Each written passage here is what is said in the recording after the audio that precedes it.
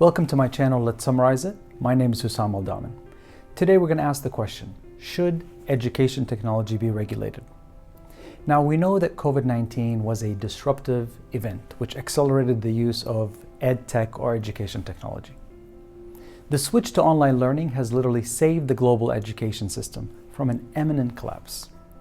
However, with the return to face-to-face education, two questions need to be asked. Will we continue to use Edtech? Secondly, will there be any regulations in place for using this new technology?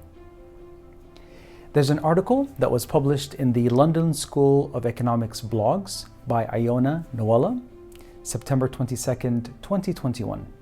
The title of this article is Edtech is at a crossroads. Why evidence is needed, standards must be set, and regulation should be implemented. The article asks, are there risks inherent in the shift towards digital education? It focuses specifically on the Edtech startups and questions if they should be regulated. The article starts with the story of Elizabeth Holmes, the founder of the health tech startup Theranos. This was a famous company that was in the news not long ago. This company promised to revolutionize healthcare via micro blood testing. The company actually misled the public, put patients' lives in danger, and this founder, Elizabeth Holmes, is currently being tried for wire fraud and conspiracy. The article claims that there are similarities between what occurred with Theranos and some of the Edtech startups today. The author states that Edtech is concerned with turning a profit more than anything else. These kinds of companies, they market a future for education, but they are not founded on evidence. What they depend on is people's blind faith in technology, where people would say technology solves everything. According to this article, Edtech markets provide three things. Efficiency, where there is a seamless movement from A to B. Second, pleasure. Now this is the increased serotonin production through positive reinforcement. And number three, a false sense of ownership and control. Now they claim that this is created by a hyper-individualized digital echo chambers that are found in smartphones and applications that are found in such devices. The article asks, what does a technologically revamped school routine look like? What are the challenges and the benefits? What worked and what didn't work? It again focuses on another Edtech company called CenturyTech. The CEO of CenturyTech was on BBC's Click program.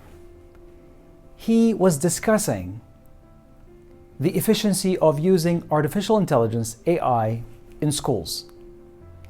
He went on to say that schools use AI where AI actually learns from students to come back and benefit them.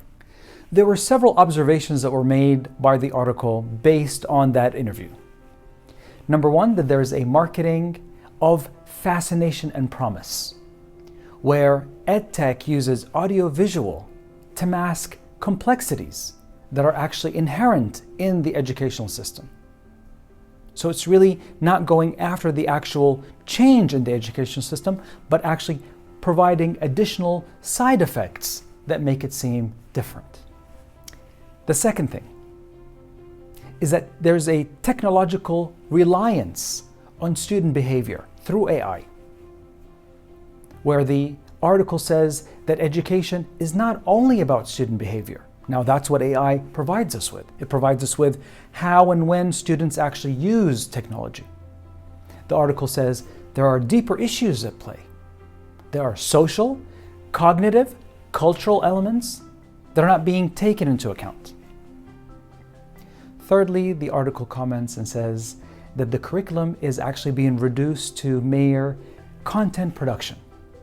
And it really devalues the educational process and leaves out the human element. The article goes on to say, we are at a crossroads. Which way should we go? What should we do? Well, we have actually no plans right now to audit or control Edtech vendors, providers of education technology. It goes on to say that they have actually no idea about the design of the curriculum or curriculum design process. They offer no evidence or proof of the concept that they can deliver. And they are really for-profit institutions whose priority is to actually increase the value for their shareholders and not really the betterment of the educational system.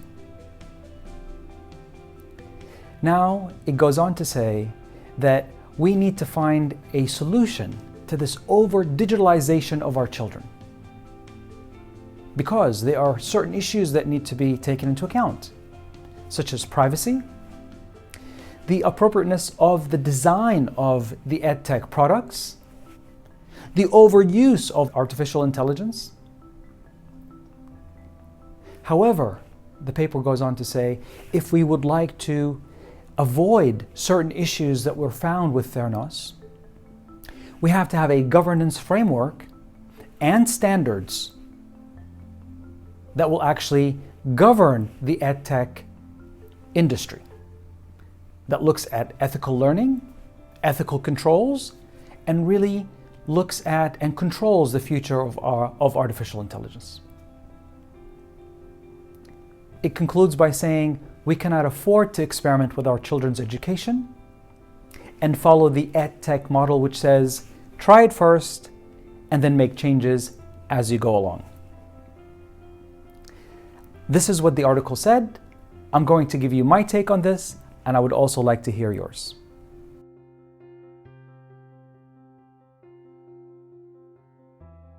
On this occasion, I would like to say that I don't completely agree with this paper. I have to say that the EdTech industry is just like any other industry. I don't blame them if they want to make money, just as much as computers and computer companies also want to make money. The issue here is not with the providers and the vendors.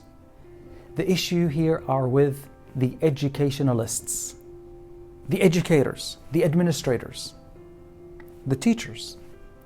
We are the people that have to make decisions on behalf of our students. Should we or should we not use a particular technology? The onus is on us as educators, not on the providers of technology. Obviously, they want to turn a profit. This is what they actually experiment, and all of the research and development that they engage in should yield them a profit at the end. This is the market. However, we have to make the choices as to what should be adopted and what should be neglected. This is my thought. I would like to hear yours as well.